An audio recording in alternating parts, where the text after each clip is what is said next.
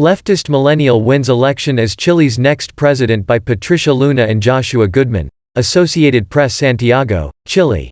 A leftist millennial who rose to prominence during anti-government protests was elected Chile's next president Sunday after a bruising campaign against a free market firebrand likened to Donald Trump.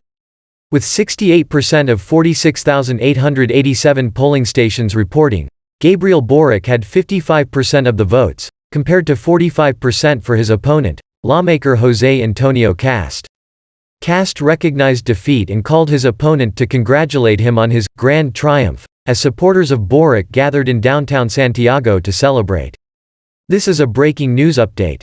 AP's earlier story follows below. Santiago, Chile, AP, a millennial former student protest leader looked headed to victory in Chile's presidential runoff Sunday following a bruising campaign pitting him against a free market firebrand likened to Donald Trump.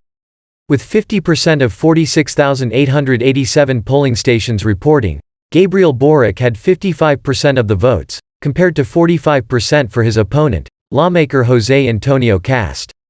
Kast, who has a history of defending Chile's past military dictatorship, finished ahead in the first round of voting last month but failed to secure a majority of votes.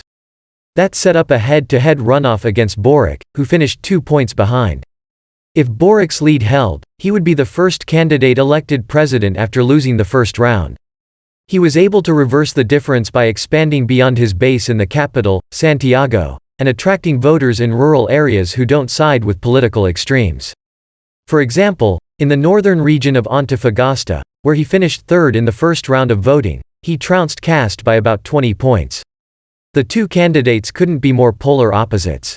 Kast, 55, a devout Roman Catholic and father of 9, emerged from the far-right fringe after having won less than 8% of the vote in 2017. He rose steadily in the polls this time with a divisive discourse emphasizing conservative family values and playing on Chileans' fears that a surge in migration, from Haiti and Venezuela, is driving crime. A longtime lawmaker, he has a record of attacking Chile's LGBTQ community and advocating more restrictive abortion laws. He also accused outgoing President Sebastián Piñera, a fellow conservative, of betraying the economic legacy of General Augusto Pinochet, the country's former military leader. Kast's brother, Miguel, was one of Pinochet's top advisors. Boric, 35, would become Chile's youngest modern president. He was among several activists elected to Congress in 2014 after leading protests for higher quality education. If elected, he said, he will bury the neoliberal economic model left by Pinochet and raise taxes on the super rich, to expand social services, fight inequality and boost protections of the environment. In recent days, both candidates tried to veer toward the center. I'm not an extremist. Ellipsis. I don't feel far right. Kast proclaimed in the final stretch, even as he was dogged by revelations that his German-born father had been a card-carrying member of Adolf Hitler's Nazi Party. Meanwhile, Boric, who is backed by a coalition of leftist parties that includes Chile's Communist Party, brought more centrist advisors onto his team and promised that any changes would be gradual and fiscally responsible. On both sides, people are voting out of fear, said Robert Funk, a political scientist at the University of Chile. Neither side is particularly enthused with their candidate, but they are voting out of fear that, if Kast wins, there will an authoritarian regression, or because they fear Boric is too young, inexperienced and aligned with the communists.